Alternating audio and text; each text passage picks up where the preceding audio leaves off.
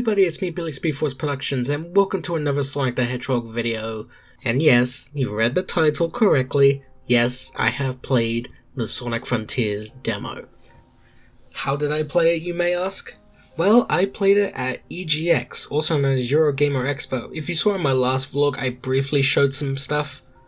But I'll be perfectly honest, that was all I could actually get of Sonic Frontiers, because I was not allowed to record my own footage, unfortunately. Which, I wish I could have done it, but oh well. But, I do have a lot of things to talk about, and there's no thing saying I'm not allowed to talk about what I thought of the game. So, I played this game a total of 4 times when I was at EGX on Saturday. I'm gonna go through each time that I played the game. So, leading up to me playing it for the first time, I was very excited. It was just so surreal to me that I was finally going to be playing the Sonic game that I've been waiting for since they first revealed it back in 2021. Seeing all the gameplay footage, seeing the trailers, listening to the music, it was all just really clicking to me. This whole game was just clicking so much to me that I could not wait to get my hands on it and actually finally play it. And then when I got to play it, I'll admit, I was skipping the cutscenes because I had seen them so much on YouTube that I didn't really need to watch it myself if I've already seen them online. But I will give my thoughts since I have seen it online and it is part of the demo, so I might as well say something. So the opening cutscene that we get, which is, I definitely think is not the first cutscene in the game. Yeah, I think it's an interesting startup to the demo because we're in a mysterious place, we've never seen it before, and we're just as confused as Sonic is in that scene. The animation to it, it still felt a little bit like something that we'd seen from say Sonic Lost World or even Sonic Forces, but genuinely, compared to the two, I think this animation is a bit better than what we got from Lost World and Forces. Sonic, he feels more alive, and plus he's actually expressing a little better. And of course, the other thing that we needed to talk about in terms of the cutscene is Roger Craig Smith's new direction for the voice of Sonic. I prefer this. This is much better, I'll admit that right now. I think this is the better performance of Roger from his time being Sonic. I'd say something that could probably match it is, say, his portrayal of Sonic in Sonic Boom. But I feel like that's because Sonic Boom was essentially made for that depiction of Sonic that he was going for. But this depiction of Roger that we're getting from him, I think it's just a lot better. He's still not my absolute favorite depiction of Sonic's voice, as that still goes to say Ryan Drummond or Jason Griffith, or just because I like the movies Ben Schwartz. But I definitely prefer this portrayal of Roger Craig Smith Sonic compared to what it was before. Now with that out of the way, let me talk about how my experience was playing the game. So for the first time, I was mainly just trying to get used to the controls and playing the game and all that, especially for when the game does come out and all that. Sonic's control, it felt pretty good actually. In the open world, the controls felt really comfortable to use. The buttons, I had no issues using the buttons that they say I need to use for certain things. The right trigger for boosting, for example. Normally, I'm so used to say the X button or square button if you're on PlayStation, but doing it on the right trigger, it feels kind of right to me. It's kind of like when Sonic had a run button in Lost World, only this time Sonic doesn't need a run button, it's just the boost, which the boost has been in Sonic games since, technicality, Sonic Rush, but if we're only talking about console games, then Sonic Unleashed. Doing the homing attack, it was a little weird doing it on the X button again, since Sonic Unleashed did that, but then Generations and every other Sonic game after that had done it on the jump button or something. So it was a little weird at first, but at the same time, I remember I was so comfortable switching back from either Generations or Unleashed to do it, so I was okay, I can do this, it's fine. I do like, though, that you don't actually have to jump in order to do the homing attack, because every other time in Sonic games, it's always had to be you had to jump first, then do the homing attack. This game, you don't have to do it, which I think that's actually a nice change of pace. Doing the combat actually felt really nice. Even though it did feel a bit button mashy at times, it was still pretty good to use, especially since when I started out playing the Werehog, I was button mashing and all that. But nowadays when I play the Werehog, I would try and use all the combos that I can in the game. It makes the game even more fun that way. And of course, since it was the beginning of the game, it makes sense that it feels button mashy at first, because I haven't got any of the unlockables yet. So, can I really judge the entirety of the combat without playing all of it? But for the main combat that we got in the game, yeah, I think it did good. There was a mini-boss in there, and I'll admit, it actually did give me a challenge. I think I actually died at one point when I'm fighting it. It's like the ninja one. I'll probably have that bit of footage on screen, possibly. But yeah, when playing that boss for the first time, I was getting my butt kicked. It was interesting. I was also trying to do the dodge, like we see in the official online footage. But I, for some reason, couldn't work that out, so I don't know how necessarily that works. I don't know if that was maybe I just wasn't looking at the controls properly, or something like that, but I got to defeating it anyways, and it's not too challenging, especially as the first mini boss in the game. But if you're playing on hard mode, which I did, it will give you a bit of a challenge. Doing the puzzles, yeah, they're pretty basic, I'll admit that. But usually puzzles like these are basic for a reason, because also they need to have newcomers into this, that they don't want to necessarily confuse them with overly complicated puzzles. I mean, sure, maybe there's a game that someone's new to, that they've never experienced before, and they had complicated puzzles in them, but one thing to remember is not every game is going to be made the exact same way. If they did, then what would be the point of every single video game known to man ever made to begin with? I also played another mini-boss that was in there, which I believe that one was called the Tower, and that's another one that we saw in the official online footage. Basically, I was just using the side loop and everything, and yeah, it was just another button mashy kind of thing, which, yeah, I was fine with it. I was actually kind of enjoying it, I'll be perfectly honest. And then once I took it down, boom. I should also actually talk about the side loop. Yeah, I actually really like the addition of the side loop. Using it for puzzles, or to trap enemies into it so you can fight them, or even just to make a circle in anyways and just get some rings and all that. I also discovered that you can also make an infinite boost with it if you just hold down the boost button, do the side loop, spinning around so much that you just unlock the infinite boost, which I think is a very nice addition. One other thing I need to talk about is that I played 2 cyberspace stages when I first played. So the first one I played is the Green Hill Zone one that we first saw in the Nintendo Direct, and even briefly in the... I think it appeared in either the overview trailer or the Gamescom trailer, one of the two. Yeah, for a starting level, I think it's fine. I think it's decent and all that, but obviously it's not perfect and all that, especially since it reuses the level design of Windmill Isle Act 1 from Unleashed.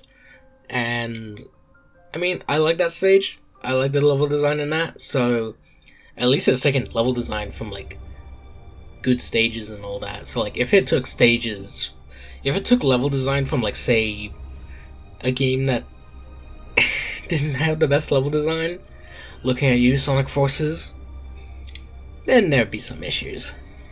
Another one I also played is the Sky Sanctuary one, which I think when it comes to playing the game as a whole, I think it's gonna be a requirement to do the Cyberspace Green Hill and Nat Sky Sanctuary stage. I saw basically everybody playing that one. That one? Yeah, it was alright. It was basically, like, both cyberspace stages can be roughly completed either in like a minute, or even just under that if you're quick enough. And yeah, the overall stage itself, for being quite simple, I still quite liked it, I'll be honest, because, like, obviously the cyberspace stages aren't supposed to be the main thing of the game, so I had no issue just blasting through the stage as quickly as I could, because that's the point of Sonic, really. The point of Sonic is to go fast.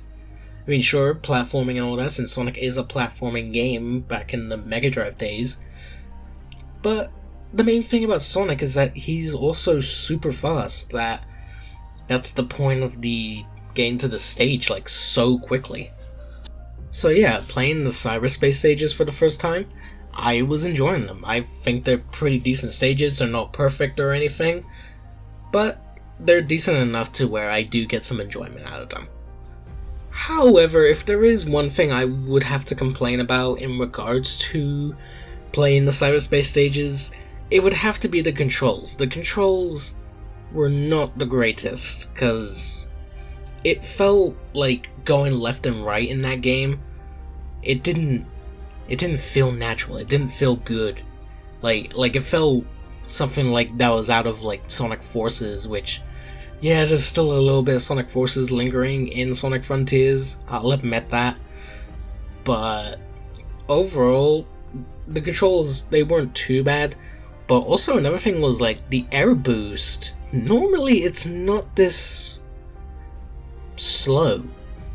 Or even just the boost in general. The boost did feel a little bit slower in the cyberspace stages compared to the open world, which, that's something I find quite odd. So, like, hopefully someone on the PC version can mod something to, like, fix that, maybe, because I think it's going to be needed.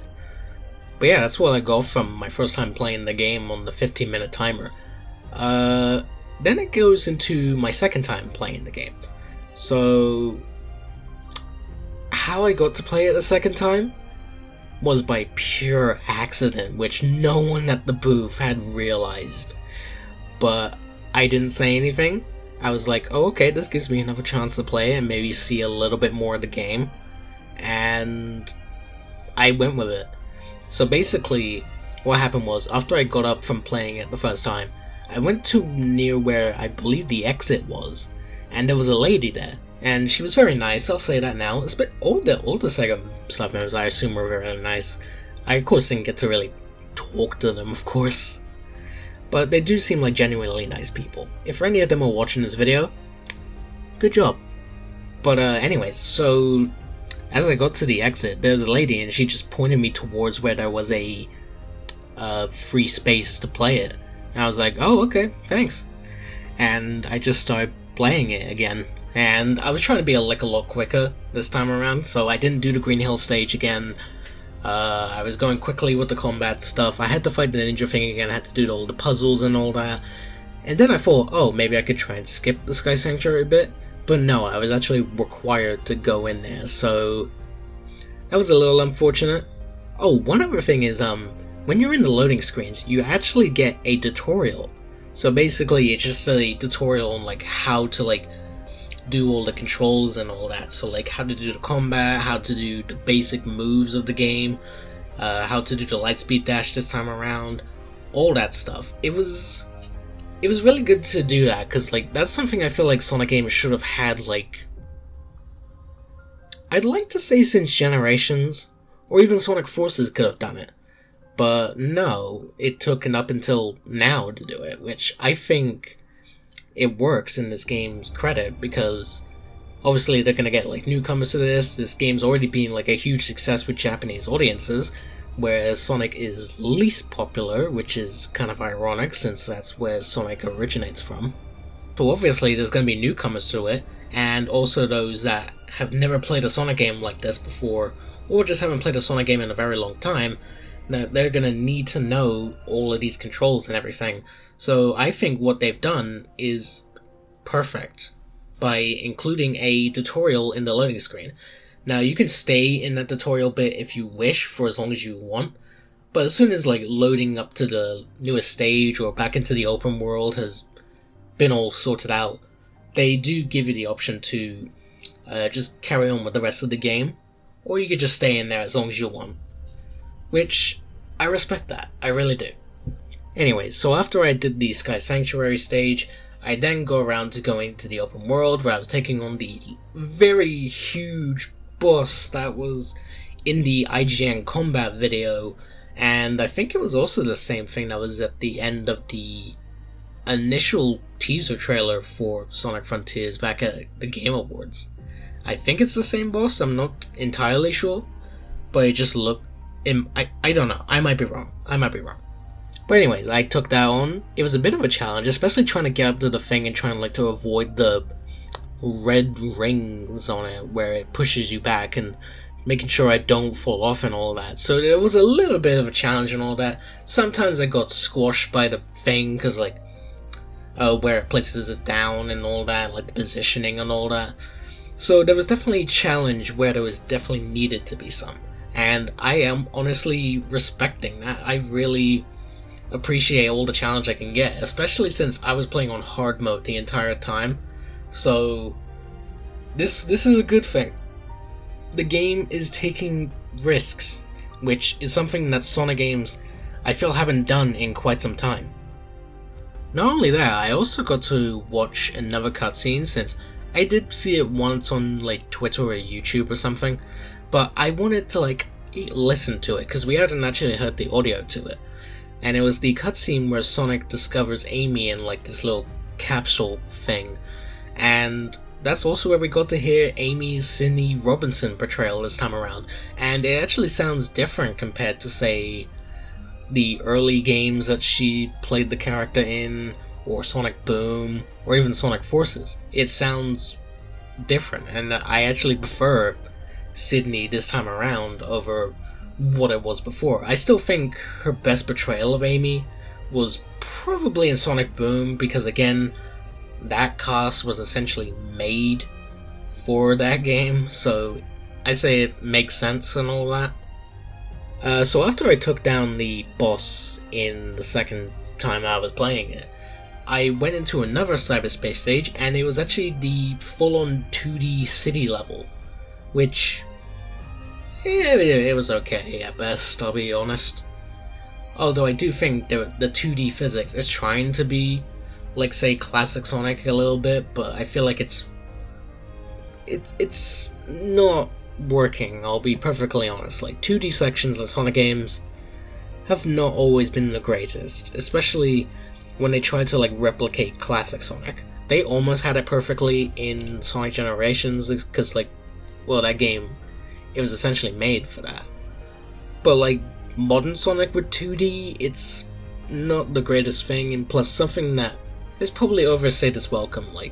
Sonic Unleashed, it was fine because it didn't last too long, but then you have Colors which overdid it.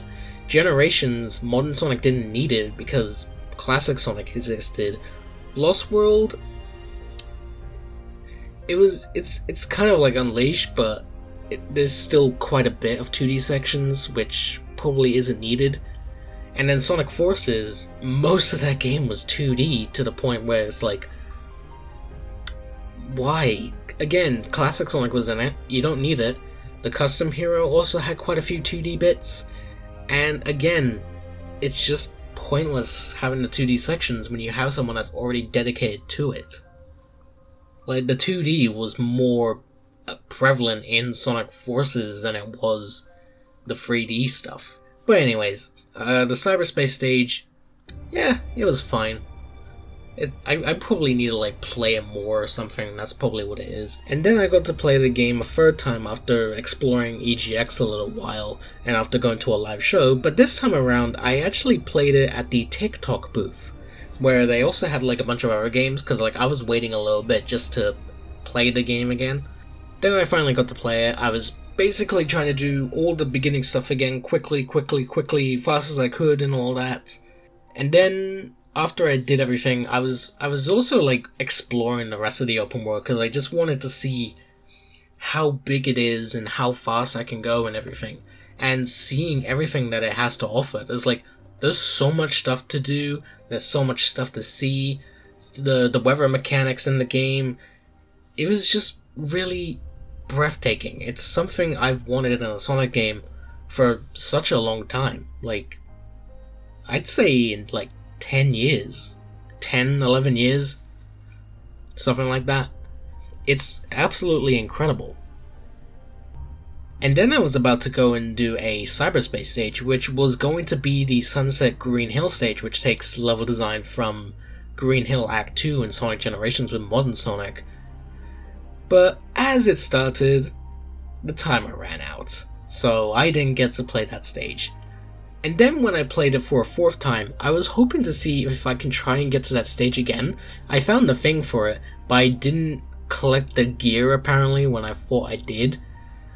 So I was basically just exploring more of the open world and trying to find that cyberspace key portal thing again.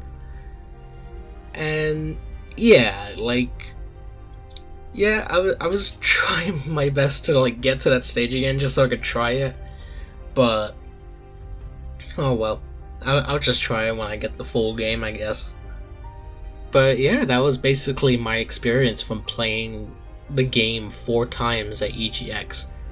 I should say the 4th time when I played it was actually at the Sega booth again, where I played it the first 2 times.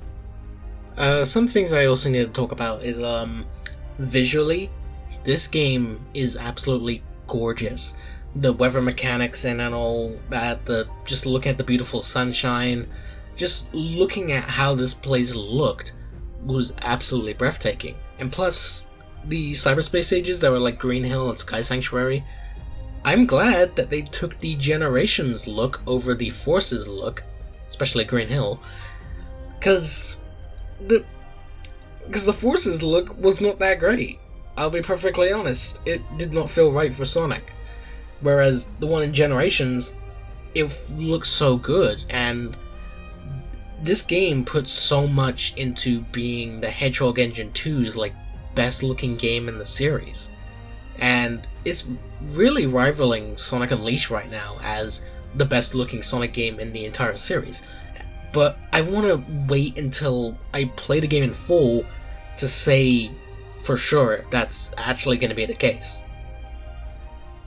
There is some things I also need to like just complain about a little bit, which is something I did bring up in my initial thoughts video from my last time I talked about Sonic Frontiers. The poppin'. There is still poppin' in this game, and yeah, it was a little disturbing. Yeah, it was a little distracting, but not too much, no. Like, I don't know, maybe that's something that can be fixed in the final game, which I'm hoping the final game does fix that. But if it doesn't, then that's just definitely going to be something I have to critique it on, because yeah, having pop-in is not the best thing in the world. Like, I'll admit, when it happens in other games, that's something I don't like seeing. At all.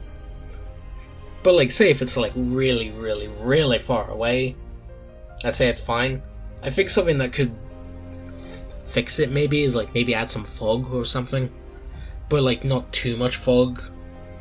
Otherwise it's gonna be like, okay, what are you hiding? The music? Most of the music I've already heard before, like the Starfall Islands thing. One thing that was actually weird, when I played the game in the Sega booth, there was no music in the title screen, but when I played it at the TikTok booth, it just played the opening bit of I'm Here where it's just the piano. Like, no vocals or anything. That's all I could hear in that, like, demo when I was in the title screen, and yeah, it was weird that it was only in the TikTok booth, but none of the other areas where I played it in the Sega booth had the music, so I don't know what happened. Maybe something wasn't set up properly or something like that. I have no clue. But the rest of the time when I was playing the game, everything was the same, so I don't get what was up with the title screen. But yeah, like listening to the music, hearing all the music that we didn't actually get to hear initially, it was good. I like it. I like listening to the Sky Sanctuary song. I think the song that plays in the Green Hill stage is pretty good.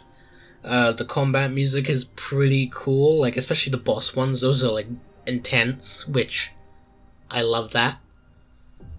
Like, I honestly can't wait to listen to the rest of the soundtrack. I'm really hyped, and I'm amazed that Tomoyo Otani is actually making a good Sonic soundtrack again, since I will say Sonic Lost World because I'm talking about like main series games, because I'll admit Sonic Forces was not the best. There was a couple of tracks I like, but it just does not fit a Sonic game. But overall, with my time playing Sonic Frontiers, oh my god, this game is looking so promising. I was already hyped for this game, but after playing it 4 times, I am definitely way more hyped than I was. This has potential of being one of the best Sonic games that we've had in a long time, and I can't wait to play the full game when it comes out in November. It's going to be absolutely incredible. Like, I'm loving what we've got so far, and I can't wait to play the rest of the game. If I was to give this game a rating, I'd say I'd probably give it something between an 8 or a 9 out of 10. That's where I'd be putting it. And that's really good that Sega and Sonic Team have come back up with Sonic after what happened with Sonic Forces, and I guess you can also say Team Sonic Racing, because let's admit, Team Sonic Racing, it's not perfect. But anyways guys, that is all I gotta say for this video. I thank you all for watching. If you enjoyed, leave a like, comment down below if you've played the demo and what your thoughts on the game are so far. And yeah, we'll just go from there. So thank you all for watching. Like, comment, subscribe, support me on Patreon, become a channel member. Follow me on all my social media links, which we all link down in the video description down below. And I'll see you all in my next video. So until then, take care. Bye bye.